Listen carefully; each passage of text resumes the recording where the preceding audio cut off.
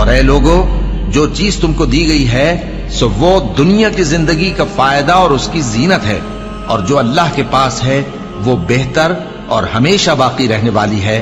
کیا تم سمجھتے نہیں؟ بھلا جس شخص سے ہم نے اچھا وعدہ کیا اور وہ اسے حاصل کرنے والا ہے، تو کیا وہ اس شخص کا سا ہے جس کو ہم نے دنیا کی زندگی کے فائدے سے بہرہ مند کیا، پھر وہ قیامت کے روز ان لوگوں میں ہو جو گرفتار کر کے حاضر کیے جائیں گے؟ اور جس روز اللہ ان کو پکارے گا سو کہے گا کہ میرے وہ شریک کہاں ہیں جن کا تمہیں دعویٰ تھا؟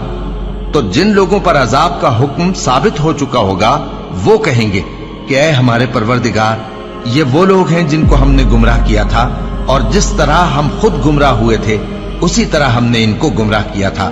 اب ہم تیری طرف متوجہ ہو کر ان سے بیزار ہوتے ہیں، یہ ہمیں نہیں پوچھتے تھے۔